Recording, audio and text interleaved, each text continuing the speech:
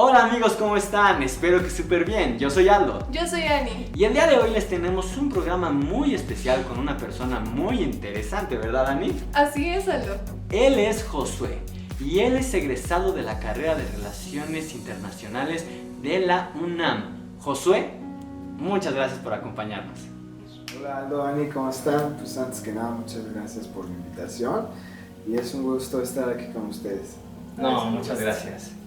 A ver, Josué, cuéntanos un poco de ti para conocerte mejor. Bueno, pues yo básicamente soy mexicano, nací aquí en la Ciudad de México. Desde que yo estaba más o menos en la mitad de la carrera, yo como que empecé a preguntarme como para dónde iba mi vida, ¿no? Que es una de las grandes preguntas que muchos de nosotros siempre nos hacemos, que Claro. es, bueno, y acabas la carrera y luego ¿qué haces, no? Entonces, yo a partir de la mitad de la carrera traté de empezar a acumular experiencia profesional y empecé a hacer como distintas prácticas profesionales, voluntariados en distintas instituciones. Empecé primero en una organización no gubernamental que se llama Compassion International y empecé como voluntario dentro de distintas áreas de la organización. Posteriormente estuve en la Embajada de Grecia, aquí en la Ciudad de México, en la sección política de la Embajada. Y posteriormente estuve en la Comisión de Relaciones Exteriores Asia-Pacífico del Senado de la República. Y ahí estuve un poquito más de un año. Y ya posteriormente, más reciente, estuve en la Embajada Británica del Reino Unido, aquí en la Ciudad de México. Y actualmente estoy comenzando a trabajar en el Consulado de México en Salt Lake City, en los Estados Unidos. Pero ¿cómo, Josué? Explícanos. ¿Qué es lo que vas a hacer estando allá, en Utah? Bueno, básicamente voy a estar en el Consulado de México. Los consulados tienen un papel muy importante, sobre todo actualmente. Seguramente ustedes sabrán que la situación migratoria en Estados Unidos es muy compleja. Claro. Entonces, lo que hacen los consulados es brindar apoyo y protección a los mexicanos que radican allá.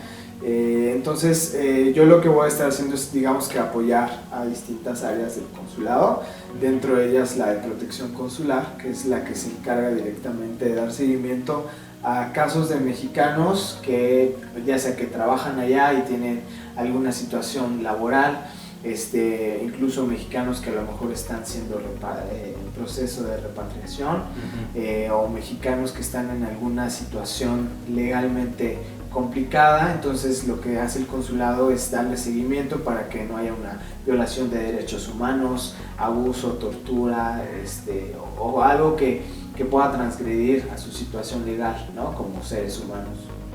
Oye Josué, ¿y cómo fue que se dio esta oportunidad? ¿Fue por palancas? Porque es lo primero que uno puede pensar en estas situaciones. Cuéntanos.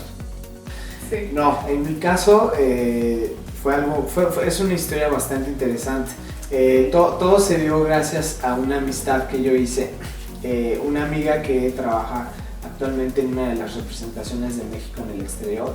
Esta amistad que yo tenía fue la que me hizo el favor de mandar mi currículum a través de la secretaría, para que en el consulado pues vieran mi perfil, vieran si cumplía con las competencias y pues si podía seguir con el proceso de selección, en el cual pues te hacen entrevistas, evaluación, los cuestionarios y al final incluso una prueba de integridad para ver si pues tienes el perfil, ¿no?, que cubre las necesidades de la representación, en este caso un consulado. Pero Josh, si nos cuentas que no fue algo de palancas, cuéntanos cómo fue todo este proceso de selección. ¿Cómo lo viviste? Pues fue difícil, porque bueno, pues son entrevistas en español, en inglés, son cuestionarios, preguntas, etc. Tienes que saber mucho de derechos humanos, diplomacia, relaciones internacionales, etc. No van a contratar a alguien que pues, no sabe ni lo que es un consulado, ¿no? Claro. Muchos no lo saben, ¿no? Y de hecho cualquier mexicano que sale de su país debiera de registrarse en su consulado. Y muchos mexicanos se van de vacaciones que me voy a ir de shopping a tal ciudad y no sé qué, y nunca le avisan al consulado que están ahí, ¿no? Fue difícil, Fue un periodo de 2 meses, o sea, fue bastante largo y obviamente pues es así, tortuoso el camino, ¿no? Porque Claro. pues haces la prueba y no te dan resultados inmediatamente, mandas tu prueba y bueno, ya si lo logras acreditar, pues te dicen ya hasta que lo pasaste, no te dan respuesta inmediata, casi siempre tarda días o a veces hasta semanas, entonces sí es como un poco tortuoso el proceso y te enteras hasta el final. Oye, Josué, ¿y esta chica que nos mencionas, cómo fue que la conociste? Porque realmente ella fue clave en todo esto. Yo apliqué a una beca de semestral para irme a Suiza. Cuando yo aplico para esta beca, pues salgo seleccionado y te pedían el idioma francés para realizarlo. Entonces yo fui a hacer mi certificado y todo, pasé el examen, pero yo hice mi examen, hagan de cuenta, en octubre y los papeles los tenía que entregar en noviembre. Y el certificado me lo entregaron hasta mayo del siguiente año. No. Entonces cuando no se los enseño, pues me dicen los de la oficina de becas, me dicen, ¿sabes qué? Es que sin el certificado no te podemos mandar. Entonces No vas puede para atrás, ser. ¿no? A raíz de eso sale otra beca, que es una beca para el perfeccionamiento del idioma inglés. Y entonces empecé a aplicar y lo conseguí, ¿no? Me dieron la beca junto con otros mexicanos, con otros mismos estudiantes de la misma facultad. Justo en este periodo es cuando Donald Trump empieza a intensificar las medidas migratorias. Y entonces tanto el gobierno del Estado de México como la UNAM dicen, ¿saben qué? Por protección de nuestros estudiantes no los vamos a mandar a Estados Unidos. Vamos a ver si o la cancelamos o vemos otra opción. Entonces yo dije, no, pues ya, la van a cancelar, ¿no? Uy, qué bien, otra beca Híjole, rechazada, sí, ¿no? qué horror. Y de repente nos mandan un correo y nos dicen, bueno, pues felicidades, se van a Canadá, ¿no? No se puede a Estados Unidos, pero sí se van a Canadá. Wow. Entonces llega la fecha, nos vamos a Canadá. Yo tenía otra compañera de la carrera que también era una amiga muy cercana. Entonces los dos nos vamos a Canadá y teníamos fines de semana. Los fines de semana nosotros podíamos salir de la ciudad, conocer otras partes de Canadá. Entonces le dije, oye, ¿cómo si nos vamos a Vancouver? Le dije, yo siempre he querido conocer Vancouver. Sí, vamos a Vancouver. Estando ahí en donde estábamos platicando sobre los boletos de avión y todo eso, llega esta amistad, ¿no? Que fue la que me ayudó a meter mi currículum para aplicar al proceso de selección. Y en ese entonces yo no la conocía. Y ella nos dijo, oye, ¿puedo ir con ustedes? No, pues claro que sí, vente, ¿no? Entonces nos fuimos los tres a Vancouver. Y en ese viaje fue donde estreché lazos con ella. Entonces cuando regresamos ya a México, pues continuó la amistad. Yo cuando hice como vi para atrás y me puse a reflexionar, dije, oye, qué tremendo, ¿no? O sea, Sí, claro. si yo me hubiera ido a Suiza, pues no me hubiera ido a Canadá. Y si no me hubiera ido a Canadá, no lo hubiera conocido a ella no me hubiera podido ayudar a ser aspirante para la posición y pues ahorita no estaría en esta situación. Oye, Josué, pero ¿por qué estudiar relaciones internacionales? Algo que yo sé de ti, y eso de manera muy personal, es que sé que tenías el deseo de ser presidente desde muy pequeño, pero cuéntanos más acerca de esto. Yo cuando era un poco más como entre niño y adolescente, dije, oye, pues estaría padre ser presidente, ¿no? Como algo como lo que muchos lo ven, ¿no? Como, pues estaría, ¿no? Pero solo estaría. Sí. Ya después dije, bueno, como que sea canciller, ¿no? Ahí modestamente. Claro. Entonces dije, bueno, pues realmente sí hay como un formato, ¿no? Sí hay como pasos a seguir, ¿no? En el caso de México, pues vivimos en un sistema presidencialista donde hay partidos políticos. Entonces yo dije, bueno, pues a lo mejor la forma es entrar a un partido político, hacerte militante, luego candidatarte para un primer puesto de elección popular, ¿no? Y entonces dentro de las experiencias que como les platiqué, ¿no? Cuando estuve en el Senado, empecé a ver cómo se mueve realmente la política. Claro. y entonces me pregunté, bueno, ¿y es realmente lo que quiero?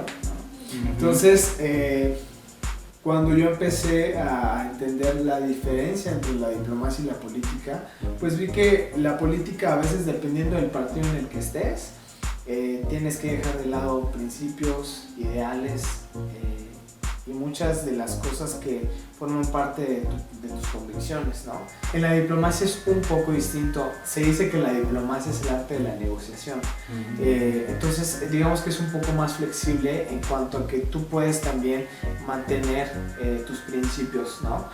Principios éticos, principios morales e inclusive hasta principios espirituales también. Entonces, empecé yo a ver más la vertiente de la diplomacia.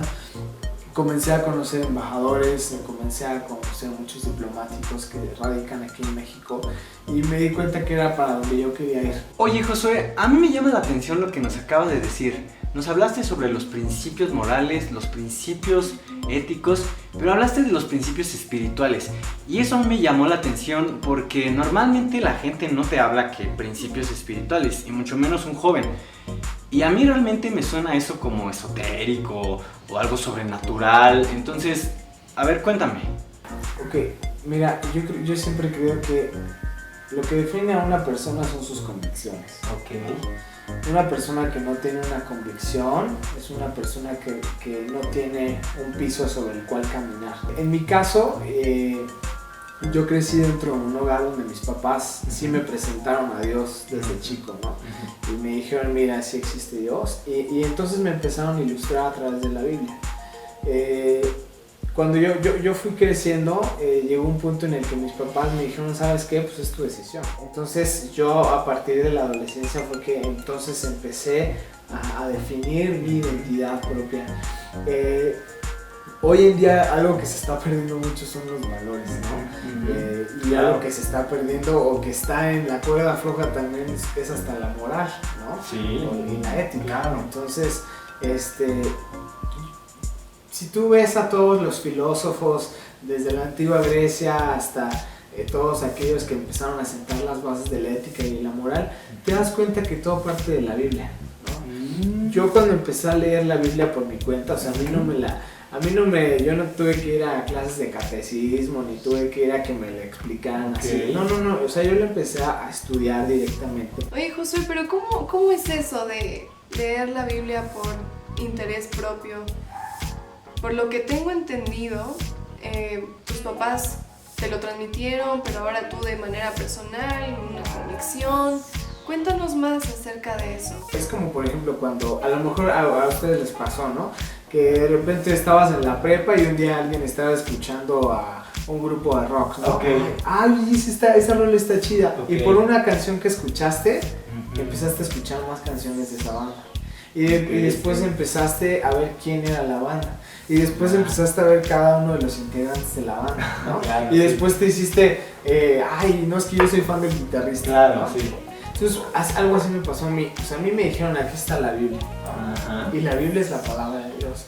Entonces, yo empecé como que hasta un punto de mi vida dije, pues sí, es que la Biblia es la palabra de Dios. Pero ¿por qué es la palabra de Dios? Entonces ya empezaron a surgir dudas que yo traté, que yo quería como responder, ¿no? Entonces empezó a surgir en mí como esa inquietud de saber. Y sobre todo porque, ¿sabes qué? Dios siempre ha sido un tema súper controversial, ¿no? Tú no puedes hablar de Dios sin que lo mezclen con religión, ¿no? Ok, eso es interesante. ¿Qué es la religión? La religión fue la cápsula en la que la humanidad trató de meter a Dios para entenderlo. Ok. Cuando surge Dios, digamos que en su forma más palpable, que es a través de Jesucristo, religión, sí, pues claro, sí, religión, ¿no? Y entonces ahí es cuando empieza a tergiversarse la verdad, ¿no? Realmente Dios no tiene nada que ver con religión. Religión son ritos, rituales, métodos, ¿no? Oye, Josué, entonces tú lo que tienes no es una religión, o sea, no estás siguiendo unas reglas por seguirlas, por ser buena persona y ya, o sea, es lo que estoy entendiendo. Mira, Dios es una persona. Ajá. Entonces, Dios lo que busca es una relación personal, íntima, contigo. Así como yo tengo a un amigo con quien puedo entablar un diálogo personal, con quien puedo hablar, así. O sea, Dios es lo que busca. Dios lo que busca es tener una relación personal. A mí, en lo personal, yo he tenido muchas experiencias a lo largo de mi vida. Y yo sí puedo decir directamente que todas esas experiencias tienen un origen en los planes que Dios tenía para mi vida. Okay. Cuando yo empecé a estudiar la Biblia por mi propia cuenta, Sí. entonces fue que empecé a entender que yo tenía planes. Mi plan era irme a Suiza, Claro. Sí. pero el plan de Dios era que me fuera a Canadá. Entonces ahí fue cuando empecé a entender que los planes que Dios tenía para mí eran todavía mayores que los que yo tenía. Mientras que yo le tiraba abajito, así como, bueno, pues algo, Él ya estaba viendo más adelante, ¿no? Okay. Pero la gente, ¿por qué no se atreve a tirarle más alto? ¿Y por qué no se atreve a confiar en Dios? Porque existe este paradigma, ¿no? De que Dios es una religión, de que Dios a veces lo ponen como una estatuilla, o a veces dicen que Dios es una imagen. Cuando tú encasillas a Dios, en ese momento se limita. Todos esos proyectos, todas esas metas, ustedes mismos, ¿no? Se asombran un poco de lo que he vivido. Yo mismo me asombro de lo que he vivido. Y me asombro precisamente porque es algo que va más allá de lo que yo solo hubiera podido lograr. A veces nada más hay que confiar en Dios. Y eso es lo que te permite trascender e ir todavía más allá. Muchos de los grandes investigadores, científicos, descubridores, creían en Dios y conocían de Dios. Entonces, no hay que tenerle miedo y no hay que creer. Pues la verdad es que es la mentira que muchas veces te quieren vender, ¿no? De que Dios es una religión nada más. Es algo muchísimo más que eso.